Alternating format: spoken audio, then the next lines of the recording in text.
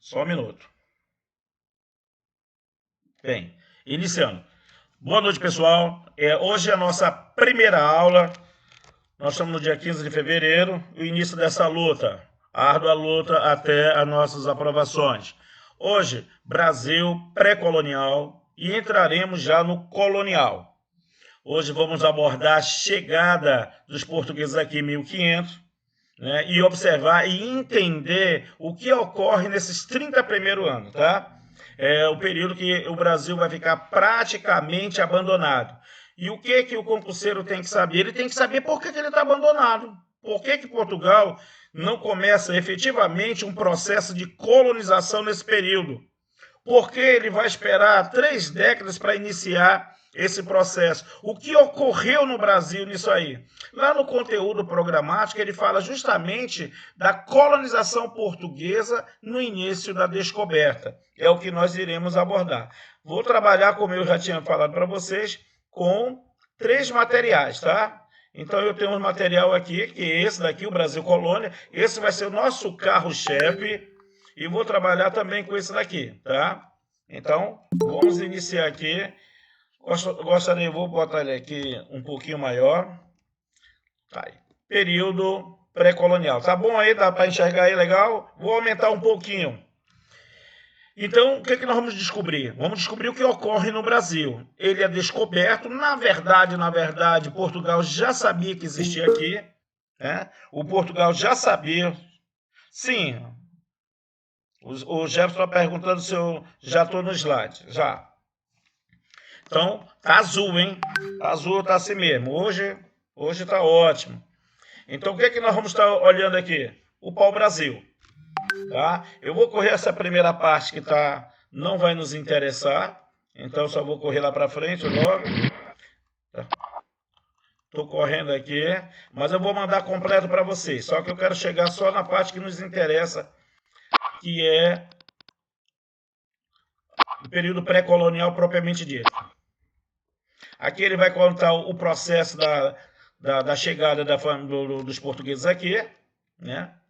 Muito antes de desembarcar, ele já sabia o que aqui existia, como eu falei, desde o Tratado de Tordesilhas, já se sabia que isso aqui seria de Portugal. Então, o que ele precisava fazer? Ele precisava tomar posse. A expedição de Cabral, nada mais, nada menos, veio aqui tomar posse. Era uma expedição militar que daqui foi embora para Calicut. E lá, por uma imposição de força, ele vai impor o comércio de especiarias. Só um minutinho. Fala, mestre. Fala, Jefferson.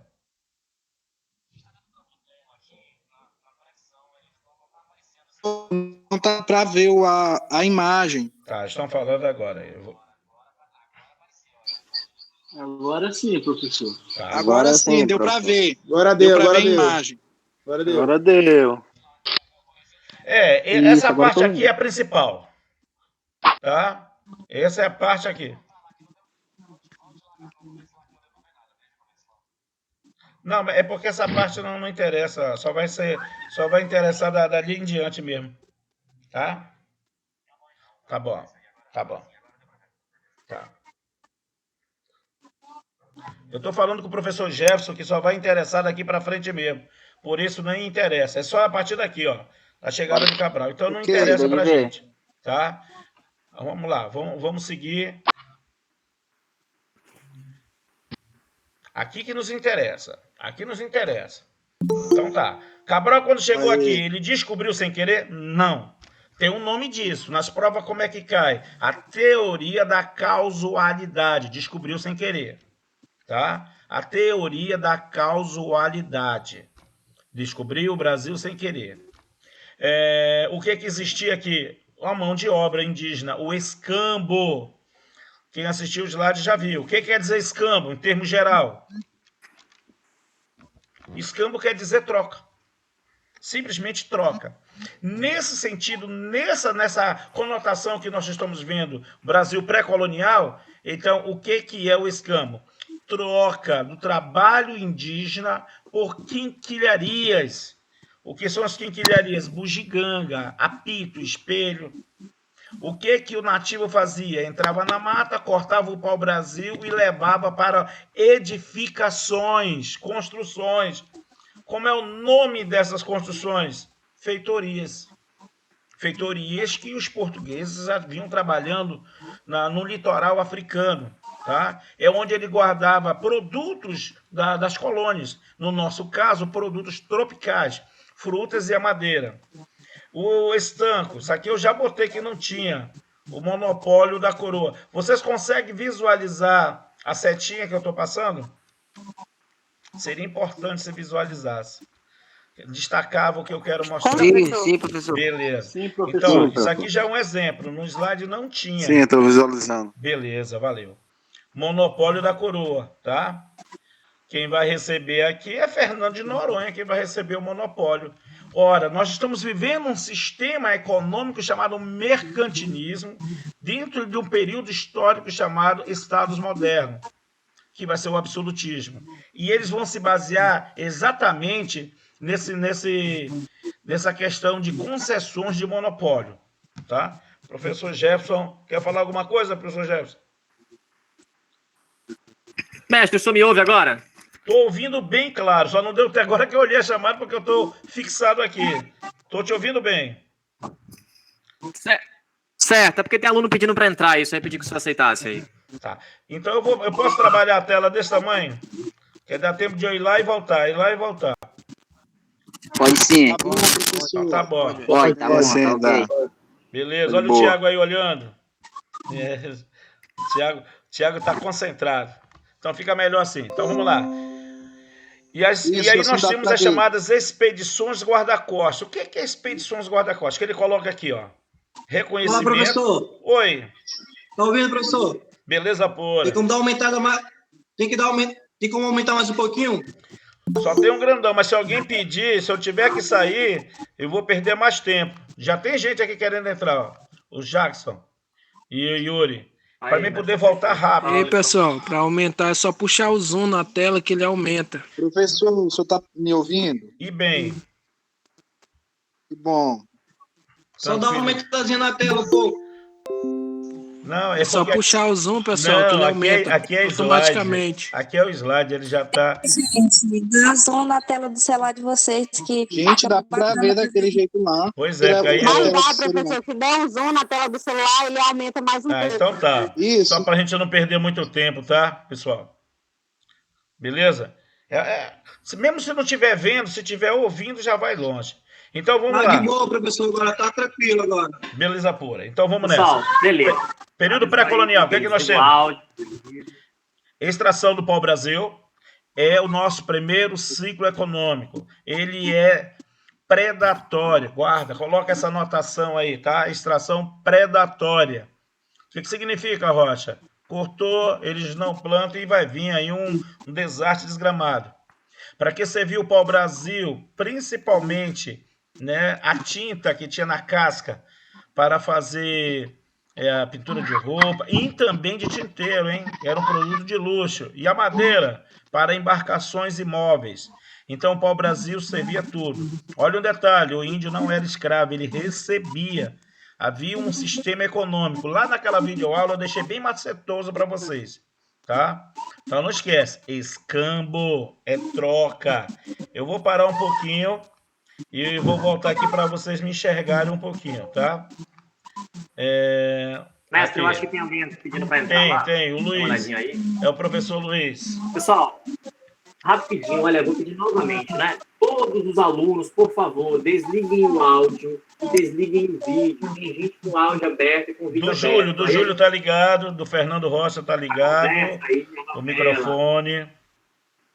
Vai lá, Júlio. Desliga geral aí. Quando você quiser falar alguma coisa, aí você abre, beleza? Beleza. Pronto, agora ficou bom. Tranquilo. Me responda no chat, tá? Alguém sabe um sistema de escambo muito comum pela região norte do Brasil? Quem souber já pode, inclusive, escrever, ou só dizer que sabe. Então, já pode participar. Nós estamos olhando que o escambo no Brasil pré-colonial é uma troca. E eu estou perguntando com relação à nossa região norte. Ela existiu algum tipo de escambo? Alguém sabe dizer se existiu? Professor, poderia repetir a pergunta, por favor? Posso sim, Priscila. Eu estou falando da palavra escambo do período pré-colonial. Troca do trabalho indígena por produtos de baixos valores da Europa, chamado de quinquilharias ou bugigangas. Espelho, faca. A pergunta é, o Wanderson já disse que sabe, na região norte do Brasil, existiu algum tipo de escambo?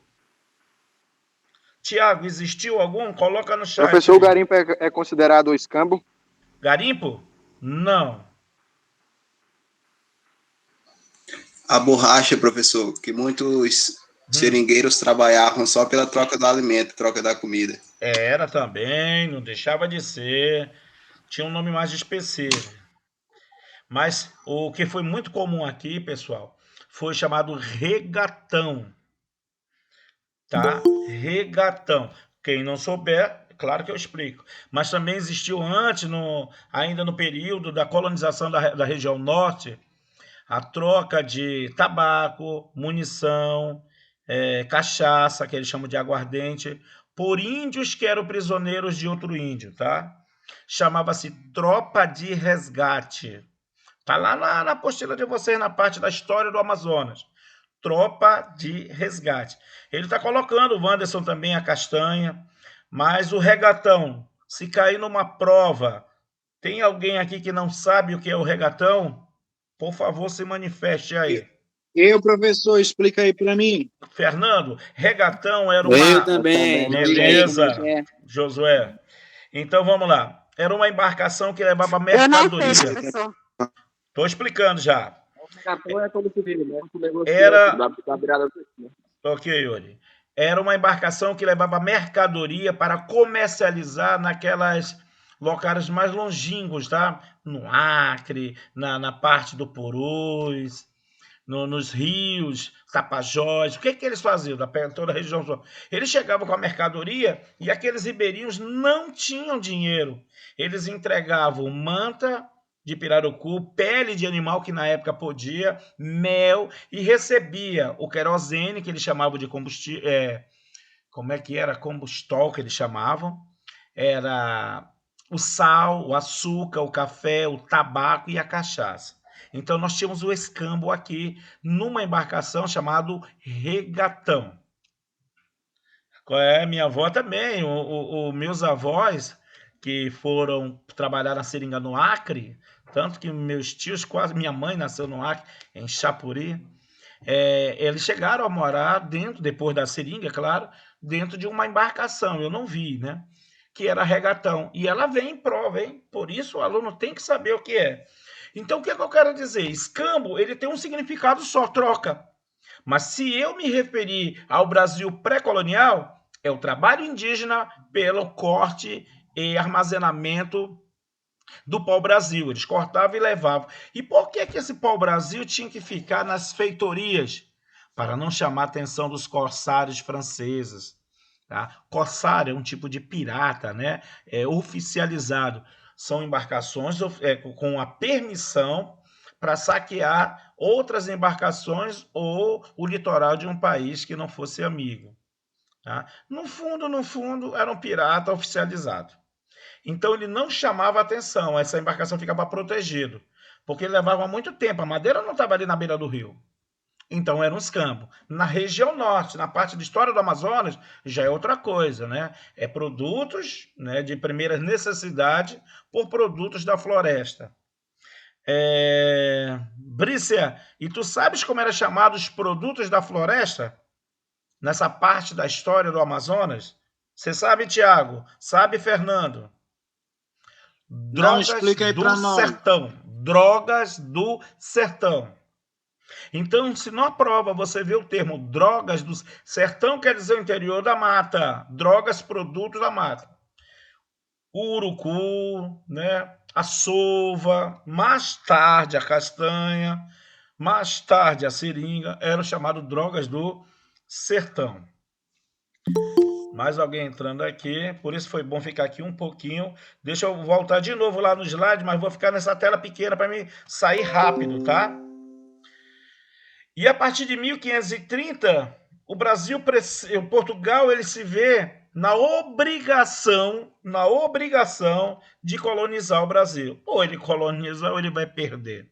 Então vamos lá, o que é que ocorre aí? Portugal poderia perder as terras para franceses, né, logo depois que Dom João VI decide colonizar. Mas repara bem, ele não decide assim, eu vou colonizar ou eu perco. É porque, na verdade, a sua principal fonte de renda, que era o comércio das especiarias lá nas Índias, começou a falir. Hoje, se eu não me engano, foi o Fernando que me perguntou o que era especiarias. Foi tu, Fernando, que me perguntou hoje? Eu acho que foi o Fernando Não, professor. que me procurou. Foi você, né, Fernando? Não. Não? Alguém me perguntou hoje o que eram quinquilharias. Aliás, perdão, o que eram as especiarias? Eram produtos que davam muito dinheiro na Europa. Pimenta do reino era caro, servia para tirar o mau cheiro da carne, conservar a carne por muito tempo. Hoje, com 2, 3 reais, tu compra um monte, mas naquela época valia ouro. O cravo, a canela, a seda, isso eram as especiarias. Quando eles descobrem o Brasil, não tem especiarias aqui. As especiarias, na Europa, ela teve um boom a partir da segunda metade da Baixa Idade Média. E ela dá uma trancada no auge dos valores, com a tomada de Constantinopla pelos turcos otomanos, em maio de 1553. Professor. Oi, Fernando.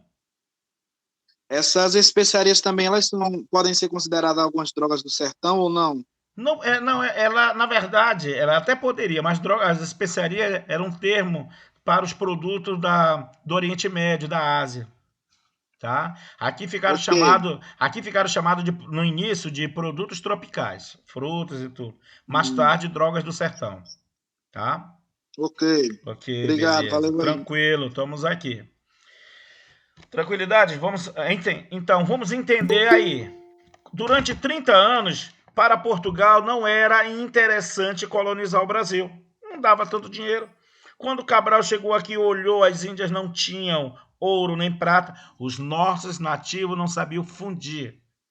Diferente de Colombo, que encontrou lá o resto dos maias, e depois encontraram os astecas e mais tarde os incas, que tinham a técnica da fundição da prata e do ouro. Isso, inclusive, salvou nossos nativos. O que tinha aqui de diferente? A banana pacovan, que eles não conheciam, o abacaxi grande, que eles chamam de ananá. Então, isso aí chamou a atenção. Água fresca. Mestre, banana pacovan, lá em Boca do Norte não existe. Lá é banana comprida. Lá pro sul é banana da terra. Lá no sul é banana da terra. Professor, quem encontrou os astecas depois dos incas falhou aqui. Foi. As bananas, para quem não sabe, por curiosidade, eles manipularam tanto ela como a mandioca e macaxeira, que hoje elas não nascem mais de semente, atrofiou. A banana pura, se você abrir, ela tem uns carocinhos. Aquilo é a semente, mas foi atrofiado devido à manipulação ao longo do tempo pelos nativos. E hoje ela nasce sem semente. Então, tranquilidade? Vamos seguir mais um pouquinho, então? Então, vamos lá. Por que não ficou interessante colonizar o Brasil? Porque não tinha nada que dava dinheiro. Durante as expedições guarda-costas que vinham para evitar o saque, se descobriu que aqui tinha um produto que principalmente os franceses gostavam, pau-brasil. E aí eles começam a fretar com os índios e negociam para eles trabalhar para eles. Nasce o escambo, um sistema econômico. Como é que é pago? Quinquilharias ou bugigangas. Qual era o trabalho do nativo? Cortar, carregar e armazenar. Aonde era armazenado? Nas feitorias. Feitorias foi uma invenção para cá? Não. Logo mais nós iremos ver uma palavra que foi uma invenção para cá. Chama-se plantation. Depois eu falo sobre ele, tá? Feitorias não foi inventado. Escambo não foi inventado para cá. E aí Portugal começa a perder aquele monopólio que ele tinha com as Índias, na cidade de Calicut. Muitos dos produtos que vinham como novidade para a Europa, que eram as especiarias, passam a ser produzidos lá. Né? Eles começam a plantar o cravo, a canela, eles vão começar a produzir em pequena escala o açúcar, e esses produtos baixam preço. Nesse mesmo momento, o litoral do Brasil está sendo assim massacrado com invasões de corsários e de franceses em si. E aí o que Portugal tem que fazer? Ou coloniza, ou vai colonizar, ou vai perder. Em 1530 ele tem a ideia, e ela vai começar efetivamente em 1534, com uma coisa chamada, o que alguns, já vi até em questão de vestibular, chamar o nosso sistema de feudalismo, que vai ser as capitanias hereditárias. Bota aqui no chat, tem alguém que não lembra do que é capitanias hereditárias? Mestre, tem alguns pedindo para entrar. Verifique se aparece para o senhor aí, por favor. Não, se tiver para entrar, é aqui na tela que eu tô. Não tem mais ninguém, não. Mas é só mandar entrar de novo. Não tá aparecendo, né? Não. Entrou 71 aqui. Tá, Denilson, vou explicar para ti. Certo, beleza. Jackson também. Eu tô na tela aqui de quem quiser entrar. Repete de novo aí a pergunta. Tá, a pergunta era as capitanias hereditárias. As capitanias hereditárias é o processo efetivo de colonização do Brasil. É idealizado em 1530 e efetivado a partir de 1534. É por isso que na maioria dos livros ele coloca o período pré-colonial de 1500 a 1530. É o momento que o rei de Portugal para e pensa, ou eu vou colonizar ou eu vou perder. Tá? É que nem o cara que ganha um lote de terra, do INCRA, digamos assim, e aí ele não está com grana, ele passa na frente e olha, uma vez no mês ele vai lá, seria as expedições guarda-costas. Olha a analogia que eu estou fazendo, tá?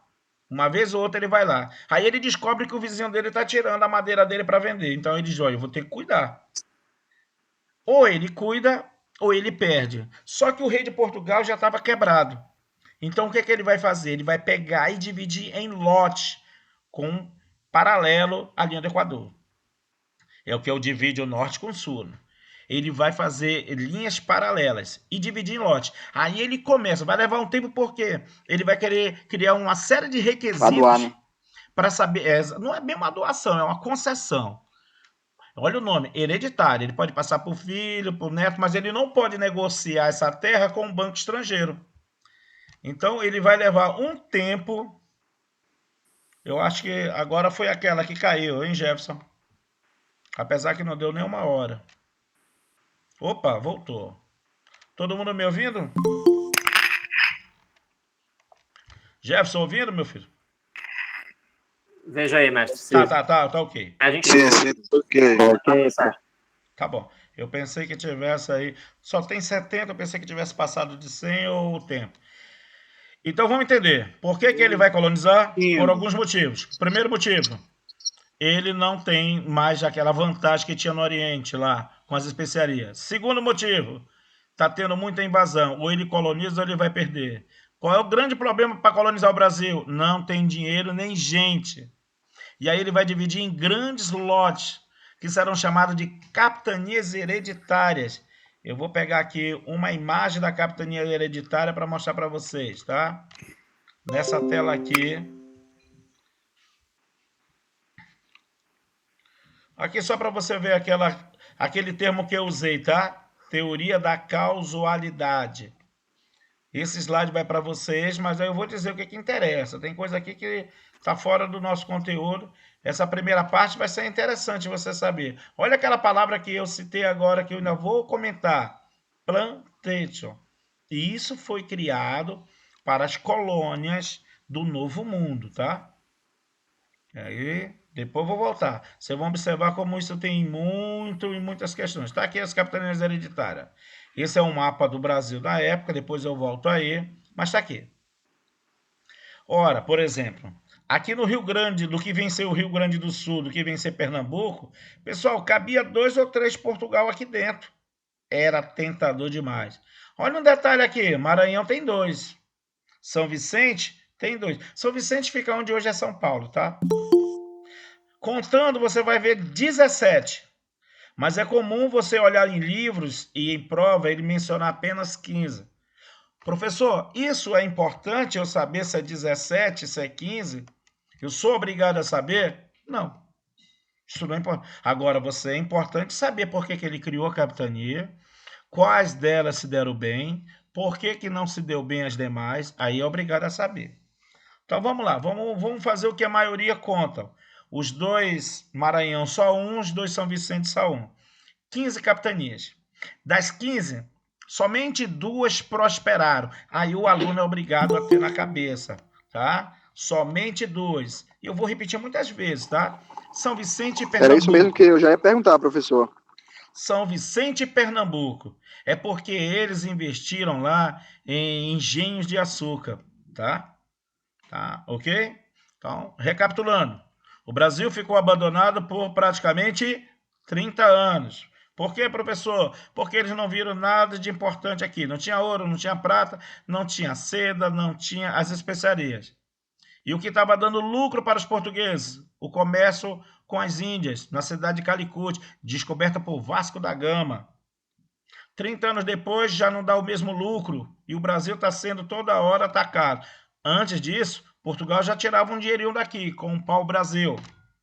O que ele mandou para cá? Expedições guarda-costas. O que ele construiu aqui? Feitorias. Qual era o nome do comércio? Escambo. 30 anos depois, ou eu vou colonizar ou eu perco. Portugal não tem dinheiro, então ele começa a pensar quais seriam as condições para o português receber essas terras. Vamos à primeira palavra, quem quiser escrever pode. O nome desse cara será chamado de Capitão Donatário. Numa prova é comum só usar a palavra donatário. Então, quem é donatário? É o nome do português, né, do cidadão que vem de Portugal e que ele recebe a terra. Aqui, ó, esse lote. Como é o nome dele? Donatário. Qualquer um podia ser donatário? Não. Vem uma série de condições. Eu vou botar aqui que eu quero olhar para o rosto de vocês. Vocês não enxergam o meu, mas eu estou enxergando. Estou vendo o Tiago aqui com a caneta prontinha aí. Então, já tem uma primeira palavra. Donatário. Quem recebe o lote. Quem é esses que vão receber? São gente da baixa nobreza. Professor, na alta não podia? Podia, mas o cara não tinha medo de querer investir o dinheiro aqui. Mas a baixa tinha. E o que eles faziam para convencer? Muitos comerciantes vieram. Ora, era fácil convencer. É o que eu falei agora em pouco. Era fácil. Olha só aqui. O cara diz, olha, tu vai ganhar esse lote, aqui cabe 3 Portugal. O cara fica doidinho. Né? Aqui cabe quanto? 1 Portugal e meio. Aqui mais 3. Aqui 2 Portugal. Aqui 3 Portugal. Aí, quem é que não vem? Você vê que a tentação era grande? E o cara ainda tinha mais. Ele, o donatário, ele poderia receber todos os impostos e tirar uma parte dele. Tem um nomezinho esquisito, chama-se redízimo. É o dízimo do dízimo. De tudo que ele arrecadava, ele podia tirar 10%. Ele tinha que mandar um imposto de 10%, mas dos 10% ele tirava mais 10%. Era chamado de redízimo. Pô, era tentador. Só tinha uma coisa que o cara não botou na cabeça dele, né?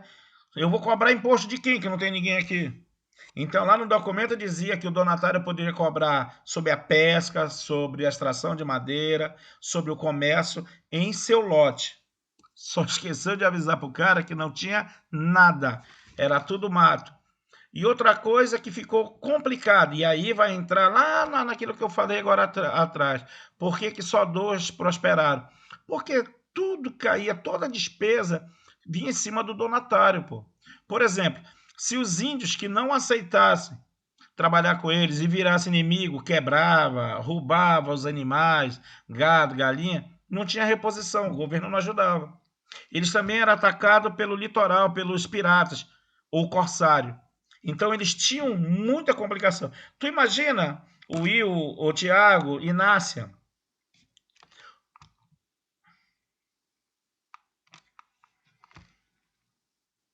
Caiu a minha conexão.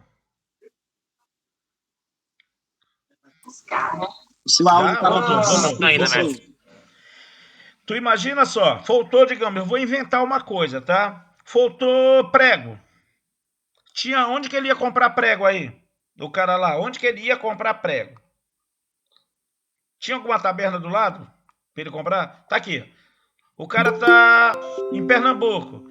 Se ele viesse para a Bahia, ele tinha? Não tinha. Ele tinha que atravessar e ir para Portugal. Mas tinha algum barco esperando ele? Não tinha. Se o donatário de Pernambuco tivesse uma questão com o da Bahia, a questão aqui da pesca, da fronteira, não tinha ninguém para resolver o problema jurídico. Ele tinha que ir embora para Portugal. Ora, a viagem de barco era quase 3 meses de ida, quase 3 meses de volta. Só para ir e voltar era meio ano. E tem mais. Quando ele chegava em Portugal, o rei não estava à disposição dele esperando, não. Não estava na disposição dele. Entendeu? Então, repara como era muito complicado para resolver um problema jurídico ou para uma reposição. Com o tempo, muitos irão falir. Ele não vai quebrar, não, é falir. Tá? Eu estou vendo aqui a Eliana explicando que estava pesado, porque por isso que está falhando. Eles vão falir. E aí, tem 2 capitanias que vão investir numa coisa que dá muito lucro. O açúcar. Voltando só aqui para fechar. Então, como era o nome do cara que vinha receber o lote? Capitão donatário. Ou simplesmente donatário. Podia ser qualquer pessoa? Não. Tem que ser um cristão velho. Alguém já ouviu esse termo? Cristão velho? É comum ouvir o cristão novo. Cristão novo eram todos os judeus ou muçulmanos. Você sabe como eles chamavam o muçulmano? Eles chamavam o muçulmano lá na Península Ibérica, Portugal e Espanha, de mouros. Eles chamavam de mouro. Então, não era só o judeu obrigado a se converter, tá? Judeu ou muçulmano, que era obrigado a se converter. Era o chamado de cristão novos. Por que esse termo? Porque era cristão de uma geração. Então, por exemplo, o cara para receber o lote de terra, ele não podia ser cristão de uma geração. Ele tinha que ser cristão de, no mínimo, 2 gerações. O pai e o avô. Fora isso, ele não recebia o lote. Olha como era invocado, né? Olha como era nesse período de 1503 tem um judeu que depois se converteu e mesmo assim ele ganhou concessão. Foi considerada a primeira capitania, mesmo antes da capitania hereditária. A capitania hereditária no Brasil, oficialmente mesmo, começa em 1534. 1530 é idealizado. Mas 1503 já teve um cara que ganhou uma capitania, que é o Fernando de Noronha. Nunca pisou lá. Ele era cristão novo. Bem, então quando começa 30 anos depois, já é outro rei e tal, as capitanias hereditárias não poderiam ser dadas. Professor, por que eles tinham todo esse cuidado? Para que as terras daqui não caíssem nas mãos de descendente de espanhol, de francês, de inglês e de outra religião que não fosse a cristã. Então vai levar um tempinho para pegar só o cara português nato e cristão de 2, 3 gerações. E aí foi doado 17 lotes, tá? 2 divididos. Somente 2 vai para frente. Falamos agora, hein? São Vicente e Pernambuco. Aqui. Pernambuco. Até hoje, excelente terra para o açúcar. Chama-se terra de Massapê. Aqui, São Vicente, também para o açúcar, só que aqui é mais devagar. Mais tarde vai ficar fraco a terra, tá? Ainda hoje tem a cidade de São Vicente lá em São Paulo. As demais rochas, tudo vai falir. Eu chamo a atenção para cá, tá? Deixa eu só primeiro ver aqui. Aqui ele vai falar do Pacto Colonial, tá? Depois eu volto aqui, eu quero falar muito sobre isso, tá? Professor, por que essa palavra Pacto Colonial vai ser importante? Porque ela vai da descoberta até a chegada da família real. Tá? Então, são 2 palavras que eu ainda preciso falar bastante com vocês hoje. O Pacto Colonial e o Plantation, tá? Vamos lá. Agora nós vamos ver aqui algumas coisinhas desse período aí da capitania hereditária, alguns termos importantes. Tá? Sistema adequado à política colonizadora portuguesa. Máximo de lucro e mínimo de investimento. Ora, o que está acontecendo aí?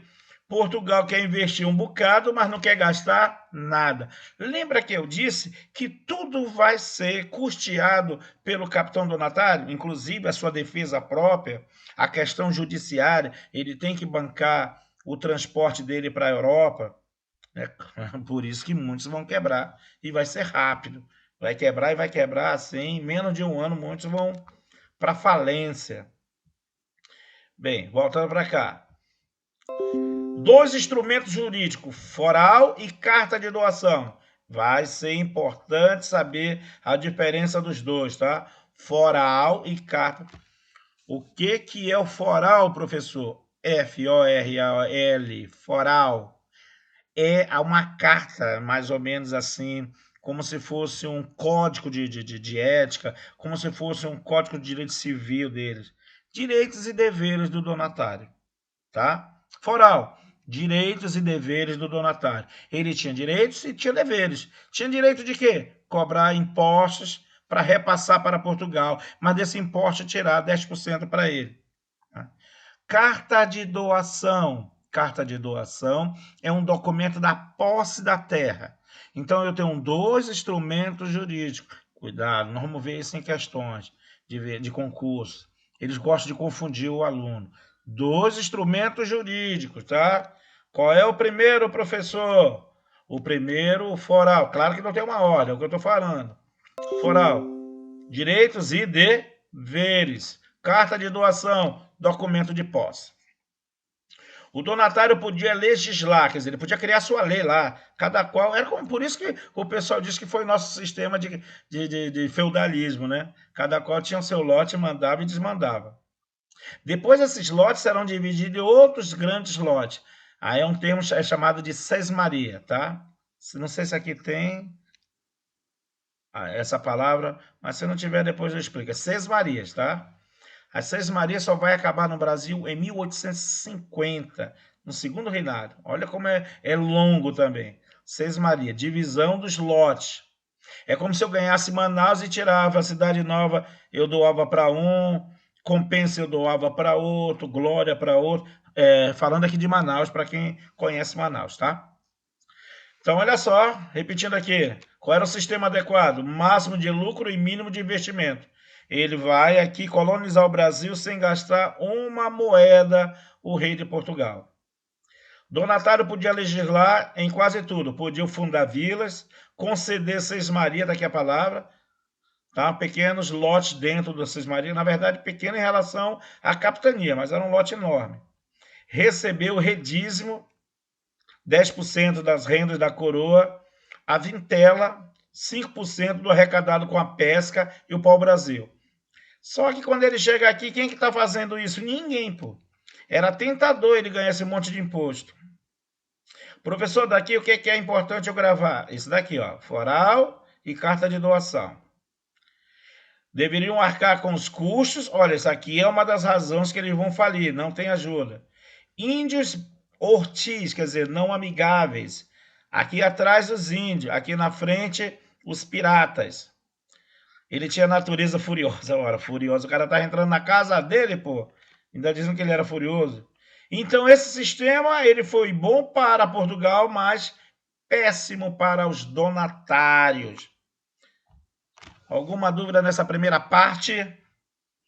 Que eu quero mencionar. Mestre, se puder repetir a última frase aí, que deu uma leve cortada aqui pro pessoal. Beleza pura. Agora mesmo. Bem, o que eu quis dizer aqui, tá?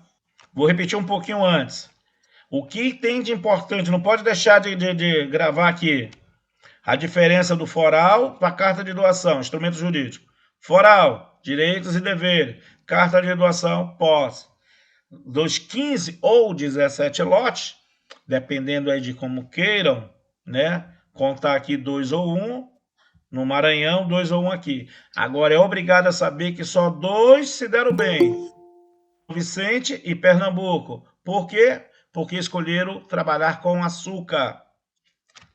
Lá mais tarde, quando nós estivermos especificamente falando do ciclo do açúcar, eu vou falar uma coisa que eu vou antecipar agora, tá? O açúcar não foi de graça, foi escolhido a dedo, tá? Açúcar, os portugueses já tinham uma certa experiência na África. E era um produto que tinha muito bom preço na Europa. Oi? Alguém quis falar alguma coisa? Eu parei aí. Ora, tinha muita procura e pouca oferta, então por isso. Por exemplo, os Estados Unidos, na parte sul, já preferiram o algodão e o tabaco. Algodão por quê? Para poder vender para a Inglaterra, tá? Tinha uma aceitação devido à Revolução Industrial. Então, o açúcar, entenda, não foi de graça. Foi muito bem pensado. E a parte final que eu falei, mestre, foi essa daqui. Que eles dizem que eles tinham que arcar com todos os custos. Por isso que eles vão quebrar. Atrás deles tinham os índios, Ortiz, com natureza furiosa. É claro, o cara estava na casa dele. Foi isso que eu disse. Mas na frente tinha a ação dos piratas. Então esse sistema foi bom para Portugal e péssimo para os donatários, os senhores que receberam os lotes. Observa bem aqui nesse Tratado de Tordesilhas, hein?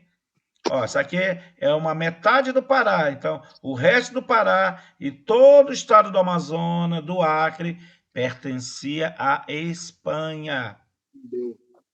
Tranquilo? Alguma pergunta? No chat, deixa eu dar uma olhadinha no chat se tem alguma pergunta. Se alguém resolveu ter alguma dúvida. Tranquilo? Mestre, só pedir mais uma vez que o pessoal desliguem o áudio, o vídeo, na verdade, né? Tá pesando a transmissão, pessoal. Tá? Um pouquinho de consciência aí, desliga o vídeo. É para ficar bacana a transmissão. Pra todo mundo. Ei, professor, onde é que desliga o vídeo? Na tela de vocês tem um áudiozinho e tem uma câmerazinha lá. É só clicar. Professor, você pode explicar a carta de doação? Posso sim, posso. Já descobriu, Tiago, onde desliga? O teu fone está desligado, agora ligou. Já, professor. Tranquilo. Já, tudo certo. Beleza, todo mundo macetoso aí. Então vamos lá, quem foi que pediu a carta de doação? Professor. Tá, Fernando, então vamos lá. Carta de doação, na verdade, era como se fosse hoje um título da terra, tá? É um documento da posse. É um documento que o rei de Portugal deu para aquele português com posse, tá? Comerciante ou baixa nobreza, que não podia ter origem judaica, nem muçulmana, e nem parentesco com francês, inglês. Tinha que pôr para Portugal não perder aquela terra, porque ele podia passar por filho dele, né? Lembra? Capitanias hereditárias. Então era um documento da posse da terra. Beleza? Carta de foral. O que era o foral? Era um documento que dava os direitos e deveres do capitão donatário. Tranquilo? Posso prosseguir? Decorei, escrevi 2. Obrigado. Beleza. Agora a gente vai falar sobre pacto. Professor. Diga. Pode falar. Quais áreas que foram dadas, que eram da Espanha, do Brasil? Tá. Não é, na verdade, isso aí já foi uma coisa chamada Tratado de Tordesilhas, tá? Tratado de Tordesilhas. É aqui, ó. Isso aqui é um tratado. Esse slide, ele até tem aqui uma parte. Eu vou voltar aqui atrás para te mostrar isso aqui. Tá aqui, ó. Bem antes do Tratado de Tordesilhas, em 1493, o Papa fez um documento papal oficial, que é chamado Bula. E ela foi chamada Intercoetérea, um documento do Papa. Aqui tem umas ilhas, tá? As Ilhas Canárias e Cabo Verde, aqui, ó. E aqui dessas ilhas, ele calculou 100 léguas. E disse que daqui, dessa linha, que é 100 léguas das Ilhas Canárias, todas as terras que foi achada para cá, pertenceria à Espanha. Para cá, Portugal. Estão vendo a minha setinha? Então tá aqui. Isso aqui é uma linha imaginária, tá? Com coordenada de 100 léguas marítimas. Então, o Papa determinou que tudo a partir dessa linha imaginária para cá era da Espanha. Para cá era de Portugal. Repara que da América, o que vai sobrar para Portugal? Nada, só água. Aí, né, os geógrafos, né, as mentes pensantes de Portugal chegou com o Papa, que é Portugal. Chegou com o Papa, não, com o rei, diz: olha, não vai sobrar nada. É por isso que ninguém acredita que o Brasil foi descoberto sem querer. Eles já sabiam que aqui não vai sobrar nada. E o rei de Portugal foi para cima do Papa, de: olha, fui enganado. E aí, um ano depois, eles vão na cidade da Espanha, uma cidade chamada Tordesilhas, e refizeram um tratado, aumentando em 270 léguas. Passou a ser 370 léguas. Esse é o Tratado de Tordesilhas, que vai ter duração até 1750, né? Que é a divisão, para cá tudo de Portugal, para cá tudo de Espanha. Mas olha só, aqui é um pedaço do Amazonas, aqui, todo o Pará praticamente está aqui, ó. Então, o Amazonas, o Acre... Oi? Se você puder repetir um pouquinho, travou o seu áudio aí. Travou seu áudio? Se puder voltar um pouquinho, repetir um pouquinho. Sim, sim. Travou, professor. Travou ali em Tordesilhas. Na hora que você falou Tordesilhas ali, a cidade... Beleza. Então, na cidade de Tordesilhas, o Papa refez, né, o tratado entre... Agora, repara bem, ele está dividindo tudo que é terra de toda a América. Ele não chamava América, tá? Era chamado Novo Mundo. Nem tinha esse nome América. Ainda estavam discutindo. Isso aqui, esse nome América, ele foi, vamos dizer assim, um fake. Só descobriram mais de 200 anos depois. O Américo Vespucci criou um fake dizendo que ele que chegou primeiro. Quando descobriram, não tinha mais volta. Então, o rei de Portugal foi para cima do Papa e disse o seguinte: não tem nada para mim. Olha, o Tratado de Tordesilhas, a primeira, que é a Bula Inter Coeté, diz que daqui para cá é de Portugal, daqui para cá é da Espanha. Repara que não sobra nada para Portugal. Isso, 1493. 1494, o Papa refaz o documento e vai ser chamado Tratado de Tordesilhas, porque foi assinado na cidade de Tordesilhas. O que acontece com a França, com a Inglaterra, com os Países Baixos, que mais tarde é a Holanda, vão ficar putos. E eles são tudo protestantes. Como é que o Papa dividiu só para os dois? E por isso aquela briga pela terra também. Bem, então é feito o Tratado de Tordesilhas. O Tratado de Tordesilhas, ele puxa essa linha mais para cá, mais 270 léguas. Fica 370. E essa linha é que a partir dela que vai ser dividida as capitanias hereditárias, tá? As nações mais tarde vão querer... Por isso que a França, vai invadir o Brasil bem aqui no Rio de Janeiro, que não era colonizado. É essa lei que ele quer, olha. Ut posset. Quem usa de fato, usa de direito. No Brasil, nós tivemos uma lei parecida com essa, chama-se uso capião. Quem foi que em terras, invasores de terra, usou muito isso aí. É essa lei que, muito tempo depois, vai fazer com que o Portugal pegue essa parte que hoje é o Amazonas, o Acre. O Acre nem tanto, né? Mas o Amazonas todo. O Acre já é uma outra questão com o Barão do Rio Branco. É o Ut posset. Com bem tempo vai ter aqui, ó, tá vendo essa seta? Essa parte é da Espanha, Pará e Amazonas. Vai ter mais portugueses do que espanhóis. E eles vão suscitar essa lei aqui. Ut posset. Agora eu volto para cá. Tá aqui, ó. Essa é a linha imaginária de Tordesilhas. Olha aqui a ilha de Marajó. Isso aqui tudo era o Pará, foi embora. Deu para entender, então, o Tratado de Tordesilhas? Beleza. Agora Beleza, eu quero que você grave essa palavra aqui, pelo menos em quase todas as aulas eu vou perguntar. Plantation, tá? Plantation, essa palavra. É um sistema, tá, de latifúndio, plantio em grande escala, de monocultura, quer dizer, basicamente um produto. Não quer dizer que só é um, mas é basicamente um só produto. Com mão de obra escrava e voltado para exportação. Vou repetir, o plantation, um sistema criado para ser usado nas colônias do Novo Mundo. Ele é uma monocultura de latifúndio, grande extensão de terra, de uso de mão de obra escrava e voltado para a exportação. Ora, no Brasil, qual é o grande exemplo do plantation? Alguém sabe me dizer aí? O café. Não, bem antes. O açúcar, homem. O açúcar. O açúcar, depois o café. Hoje nós temos um sistema maquiado, né? Que é a soja. Mas o açúcar, Plantation. Professor, Agora, pode repetir o que é plantation? posso. É um sistema de agricultura de monocultura, tá? Feito em larga escala, quer dizer, em latifúndio, com mão de obra escrava e voltado para a exportação. Eu vou fazer um áudiozinho depois e vou postar no grupo, tá bom? Só esse, para ficar fixo. Só esse pedacinho. Mas a aula toda vai estar gravada. Mas eu vou pegar esse pedacinho, ele e o Pacto Colonial, eu vou deixar lá para vocês. Professor, seu áudio tá cortando. Tá. Eu estou dizendo que eu vou fazer um videozinho, apesar do que a aula vai estar gravada, sobre esses dois termos importantes, plantation e pacto colonial. E vou mandar para vocês. Por que eu vou mandar para vocês? Porque são duas palavras muito importantes que você precisa saber e cai muito em prova, tá? Bem, vou explicar agora o pacto colonial. O pacto colonial nada mais é do que também criado pelas colônias, tá? O que é muito importante do pacto colonial? Ela era um sistema em que proibia que as colônias se desenvolvessem. Por exemplo, tem alguém com áudio ligado aí, hein?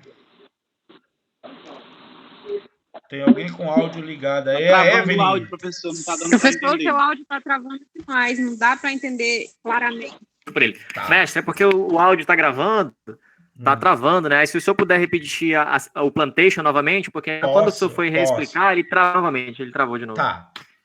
Tá ok. Vamos lá o plantation, tá? Então, plantation é um sistema de monocultura, plantio de basicamente um produto, basicamente porque não era só um, mas um em grande escala. Em latifúndio, grande extensão de terra, com mão de obra escrava e voltado para a exportação. Exemplo no Brasil, primeiro exemplo do plantation, era a cana-de-açúcar. Então o cara não podia estar plantando outras coisas em larga escala, só para basicamente o seu consumo. Professor, era só açúcar? Não, o cara plantava tabaco, algodão, tá? Mas o principal na fazenda era a cana. E essa cana toda era para exportação. E a base do trabalho era escravo. O nome disso é plantation. Prícia, deu para entender? Evelyn, deu para entender? Júlio, Henrique, Jackson, Jefferson, deu para ouvir? Deu sim, professor. Tenta anotação aqui já. Agora bora falar do Pacto Colonial? Pacto Colonial? Então vamos lá. Também um sistema criado para as colônias da América. Qual a principal característica dela? Era evitar que as colônias se desenvolvessem. Dentro do Pacto Colonial, por exemplo, estava proibido que eles produzissem manufatura. Tá? Professor, o que é manufatura? Um produto feito de outro. Né? Eles só poderiam mandar a matéria-prima. A manufatura eles tinham que comprar. Eu vou dar um exemplo. Prícia, por exemplo, ele quer fazer móveis, ele não podia. Ele podia vender a madeira e depois comprar a cadeira. Entendeu? Era proibido. O Pacto Colonial, ele vai encerrar... Entendi, professor. Beleza. Ele vai encerrar no início do ano de 1808. Por exemplo, o que também proibia no Pacto Colonial? O Brasil não podia comprar e nem vender para nenhum país que não fosse Portugal. Ora, considera que o Brasil hoje tivesse 500 anos. Só para ficar mais fácil. Por quase 300 anos, o Brasil não podia comprar e nem vender para ninguém. Isso era o Pacto Colonial. O navio da Inglaterra não podia vir para o Brasil, ele tinha que ir para Portugal. Então, se a Prícia quisesse olhar um produto bonito lá, digamos, um pinico, vou comprar um pinico para vender no Brasil. O pinico tinha que ir para Portugal e da Portugal vir para o Brasil. Os ingleses queriam essa madeira aqui nobre. A madeira tinha que ir para Portugal, de Portugal para a Inglaterra. O açúcar que os holandeses faziam a comercialização, eles tinham que levar para Portugal, de Portugal para a Holanda. Professor, por que isso? Ora, porque toda vez que o navio encostasse ou saísse de um porto, ele tem que pagar imposto. E isso fez com que Portugal ganhasse muito dinheiro. Isso também é uma das explicações por que eles vão preferir mais os negros do que os índios para ser escravo. Porque os negros, quando saíam da África, não podiam vir para o Brasil. O navio tinha que passar primeiro em Portugal, depois vir para o Brasil. O nome disso chama-se comércio triangular. África, Europa, Brasil. Era o tráfico negreiro, tá? E com isso dava o quê? Dinheiro, imposto. Então, repare qual é a finalidade do pacto colonial. Qual é a finalidade? Dinheiro para Portugal com imposto. A colônia não pode se desenvolver.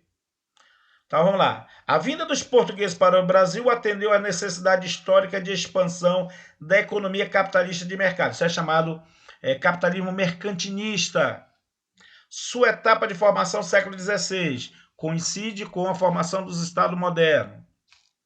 Quando ele fala o Estado ou a coroa, ele está falando do país, só que essa palavra não existia, tá? O Estado garantia os lucros da burguesia metropolitana. Como, professor? Dando concessões. Por exemplo, só um grupo podia trazer os negros, só um grupo podia levar o pau ao Brasil, só um grupo podia comercializar o açúcar. É esses burgueses que vão sustentar a Idade Moderna com os reis absolutistas, porque eles ganham concessões, chamado de monopólio. Simultaneamente, ao mesmo tempo, se fortalecendo através da tributação. O que é a tributação? Imposto, dinheiro. A igreja assumiu o papel de justificadora da empreitada, quer dizer, coisa de Deus. E o rei está aí porque Deus quis. Chama-se poder divino do rei. E aí nós temos o tripé, olha, que vai lembrar o nosso plantete, ó. Escravismo, monocultura e latifúndio. Olha aí o plantete aqui no Pacto Colonial.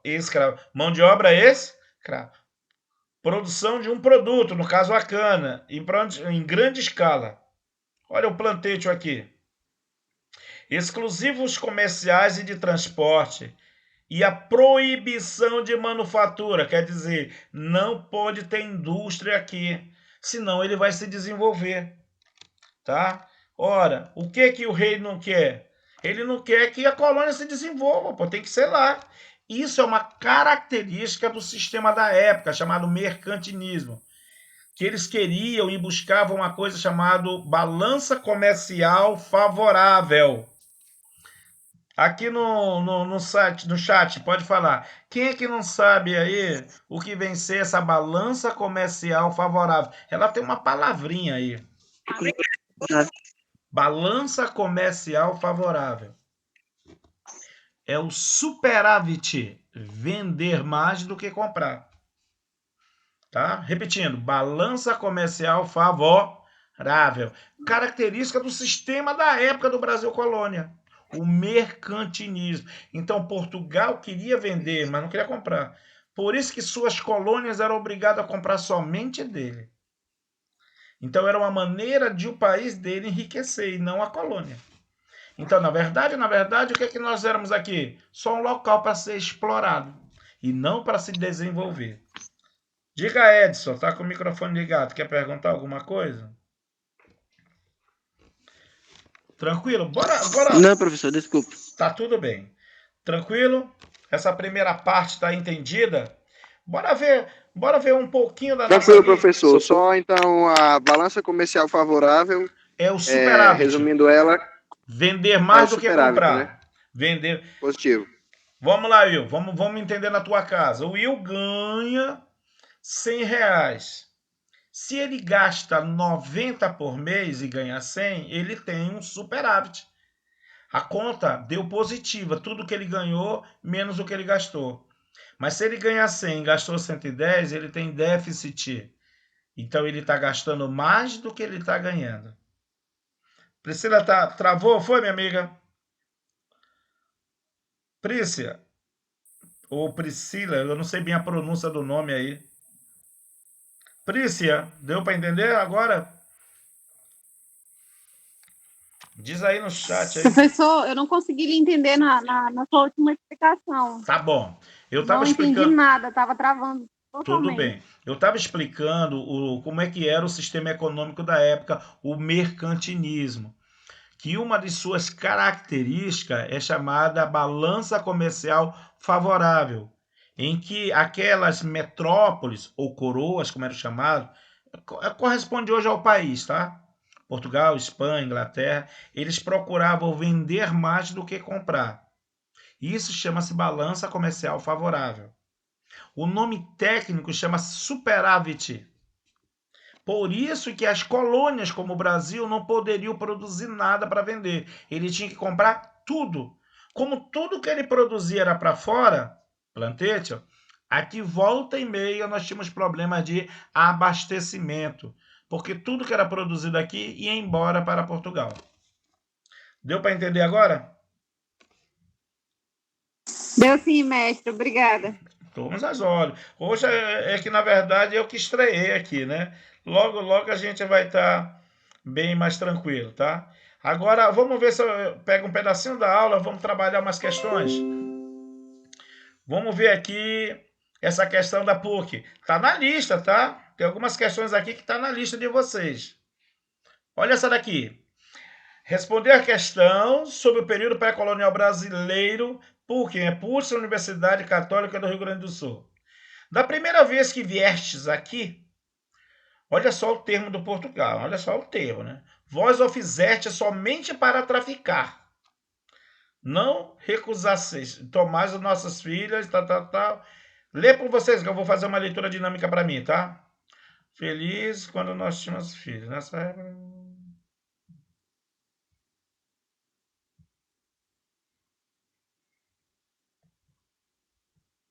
Já. Todo mundo conseguiu ler já? Tem que ser rápido. Dá só um minutinho, professor. Tá, tem que ganhar velocidade na leitura. Viu como eu li rápido? É porque eu comecei a ler e olhei as opções e depois eu li só essa parte final, ó.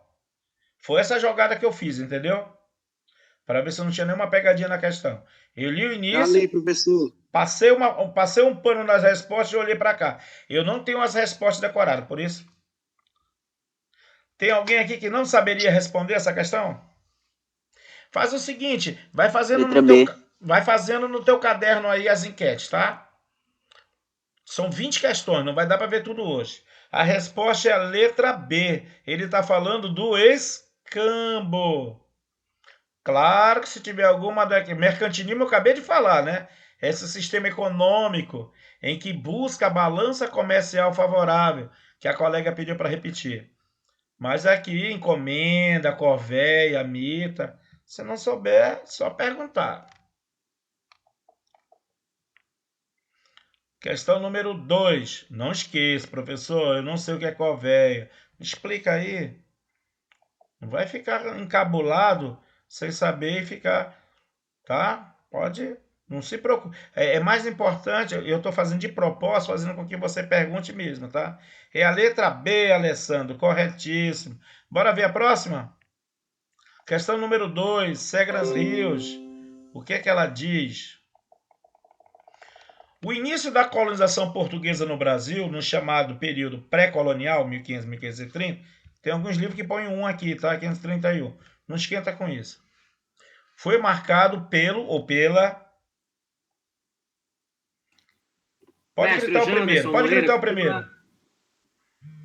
O Janderson Moreira Oi? pediu aí para saber o que corvéia e mita. Mita? É a mita? O Janderson pediu. É que travou o teu também, eu não entendi, mas é a mita que ele quer, né, mestre? A mita, Ele quer saber mita e corvéia, mestre. Corvéia. Isso, mita e corvéia. Corvéia. Eu vou falar as duas. Vou responder essa e vou repetir lá. Vamos lá. Então, qual é a resposta dessa daqui? Letra A. Envio de expedições... Letra A, professor. Letra A, professor. Envio de expedições exploratórias. Lembra que é aquela expedição guarda-costa, no litoral e pelo escambo do pau-brasil. Correto. Enquanto eu vou responder mita e corvéia, qualquer uma outra opção você pode me perguntar por que não é, tá? Então, nós já temos aqui... Tá? Vou marcar aqui para você as respostas, tá bom? Então, nós já temos aqui. Tá ruim para marcar pra caramba. Tá. É a letra B e a letra A. Depois eu marco aí. Vamos lá. Fala primeiro da mita. Tanto a mita quanto a encomenda, que ninguém perguntou, são dois sistemas parecidos com a corveia, usados na colonização espanhola na América. A mita já era praticado pelos incas. Então isso aqui é um sistema mais usado onde hoje são a parte dos Andes. Isso aqui foi mais a parte do que é hoje a América Central. Isso daqui é Idade Média. Idade Média. E isso é um sistema econômico da época do período colonial brasileiro.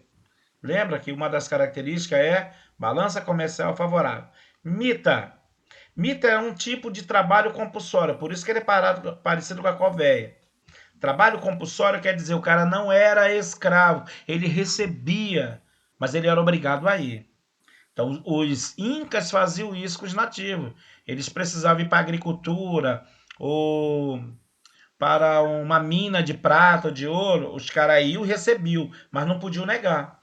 Então, por exemplo, o espanhol chegava e dizia que ele precisava de 100 nativos para ir na mina de prata, principalmente prata, que tinha muito. E ia 100 nativos e eles recebiam. Só que era insalubre, morria pra caramba. Tinha comida, o espanhol descontava. Então, isso era mita. Trabalho compulsório. O que quer dizer? Ele não é o escravo, mas é obrigado a ir. Corveia é um tipo também de trabalho compulsório, só que usado na Idade Média. É um período de dias na semana que o colonozinho lá no feudo era obrigado a tirar para trabalhar para o senhor feudal. Ele consertava estrada, ponte, cerca, cuidava de animal. De 3 a 5 dias na semana ele teria que trabalhar para ele. Chama-se corveia. E ela estava dentro de um conjunto chamado obrigações do servo. A encomenda, usada mais na América Central, também pelos espanhóis, o encomendeiro, era um cara que já tinha aprontado lá e vinha para cá. Então ele captava os índios e teria que trabalhar de graça para ele. Ele pagava um imposto para o espanhol, mas ele tinha que dar uma compensação para o nativo, uma forma de pagamento. Pasmo você, sabe qual era o pagamento? Evangelização. Imagina, vamos chegar aqui que vocês vão receber. Agora eu vou ensinar. E ensinava um Deus que ele tinha que ficar com medo e ficar mais submisso ainda ao colono. Então, trabalho compulsório. Obrigado aí, obrigado aí, obrigado. E aqui, uma Professor, troca. poderia repetir o que o indígena ganhava em troca? Ensinamento, aula de catequização. Imagina? Claro que isso não vai dar certo muito tempo, né?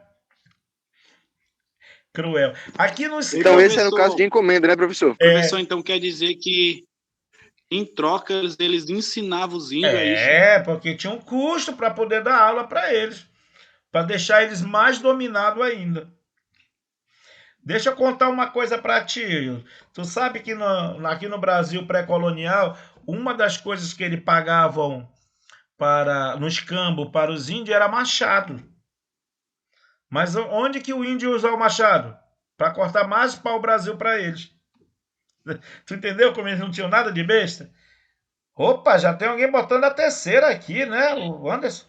Então eles sempre procuravam uma maneira de eles Então, mesmos se eles pagavam beneficiarem. para trabalhar, né, professor? Eles sempre se ferravam. Professor, nessa terceira questão eu estou meio na dúvida, porque o senhor falou que o índio ele não era escravo.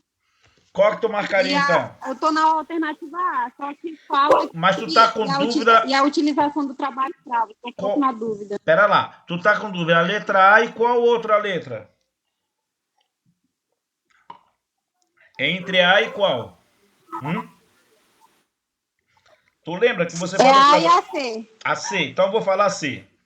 Escravização das populações nativas. Não tinha, já era. Tu lembra que ele recebe... É o escambo. Então a letra C está fora. Período pré-colonial, o índio não é escravo. Aí na letra A, estabelecimento do escambo entre os nativos e a utilização de escravo. Está fora também. Errei, professor. Eu vi. Então qual é a resposta da terceira?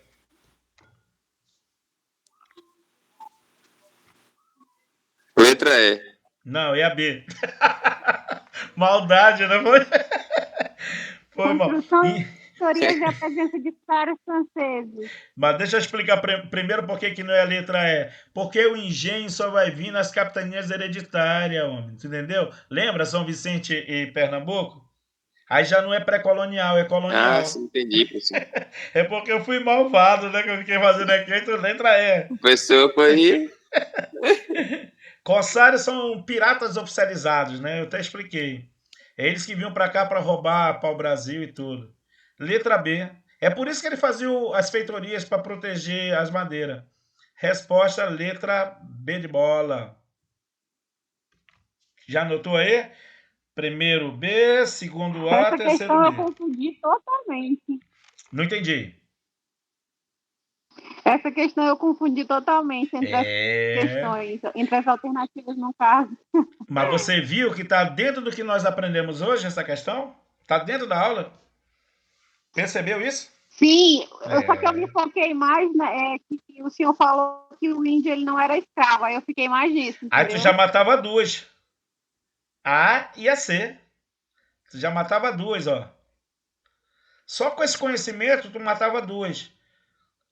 Sim, aí eu não prestei atenção, eu meio que desliguei. Aí se tu pegasse essa daqui, ó, engenho, opa, é colonial, tá fora. Ocupou o Brasil? Não, por isso que é pré-colonial, não é ocupar, é colonizar. Aí só ia sobrar a letra B. Por eliminação. Mas é legal. O que eu queria que vocês olhassem com essas questões é como é o que nós estamos aprendendo, como é que ele vem na prova. Foi isso que eu queria. Porque quando eu era aluno, era isso que eu pensava. Como é que isso vai vir na prova? Como é que cai uma questão disso? Léo, corsário, tá?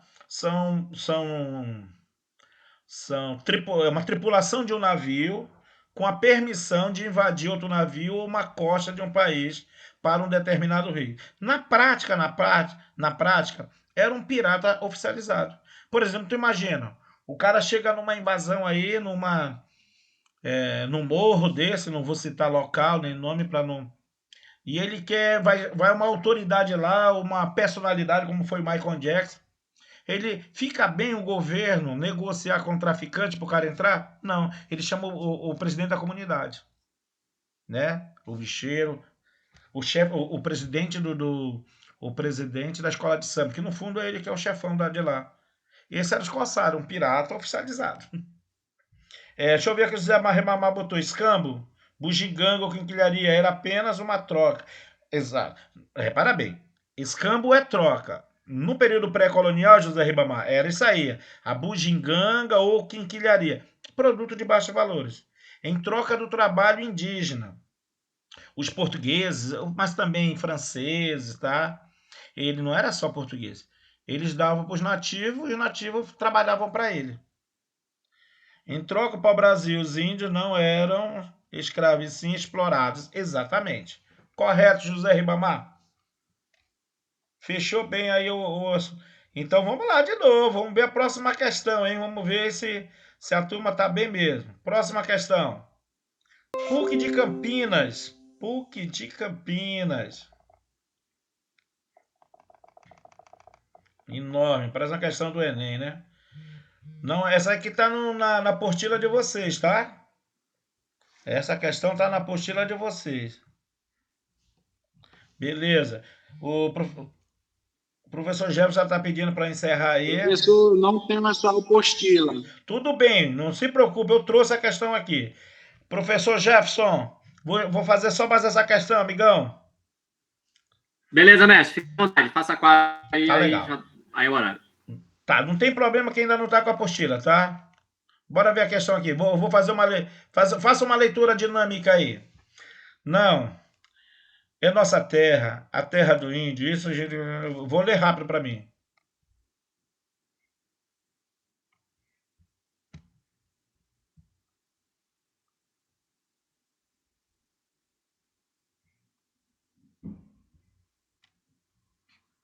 Olha, do ponto de vista do colonizador, era tomar para dominar a terra, dominar nossa cultura, anular nossa gente. Isso caiu na revista. A respeito do início da colonização, período abordado no texto, pode-se afirmar que a primeira forma de exploração econômica exercida pelos colonizadores, olha, são duas perguntas, e a dominação cultural e religiosa fundida pelo território brasileiro, difundida, são respectivamente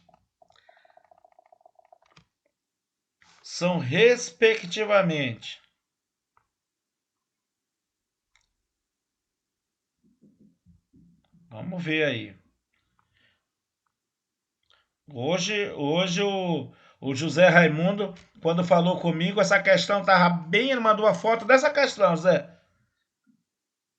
Hein, Zé Raimundo? Não foi essa. Letra B, professor. Não, foi aquela da Mita. Letra B? Letra B? Eu acho que é a letra C. Positivo. Eu acho que é a letra B. B de bola. E outra? Letra B, professor. Não é a letra B. Para encerrar, é a letra C. Letra C, As drogas do sertão só vai vir muito tempo depois, já no período colonial. Eu ia digitar B, a C e acabou indo a letra B, tá? Eu corrigi lá no bate-papo. Tá legal. O escambo e a caracterização é empreendida pela Companhia de Jesus, os jesuítas. As missões só vão vir depois, bem depois. As missões são os aldeamentos indígenas. As drogas do sertão, porque as drogas do sertão vai ser mais no momento da colonização da parte do que é hoje o Amazonas. Num boa parte, mais de 100 anos, eles vão ficar mais no litoral. Letra B de bola. Olha só a próxima questão que eu não vou fazer hoje, hein? Mas olha de onde que ela já é. Escola de Especialista do Sargento do Exército, lá da AMAND, 2015, SpaceX. Eu trouxe também da prova militar para você ver, tá? Bem, então nós paramos na quarta aí. Eu espero que todos tenham gostado, né? E a gente vai encerrar por aqui a nossa... Mestre, só encerre a gravação, só para eu dar um avisinho aqui para eles, beleza? Tá, só estou procurando, tá? O local beleza. Para encerrar ali, aí, a bolinha preta ali. Parar o compartilhamento logo, né? Não. Essa gravação, essa bolinha preta aí, ó. Aí, parar a gravação ali, ó. Boa.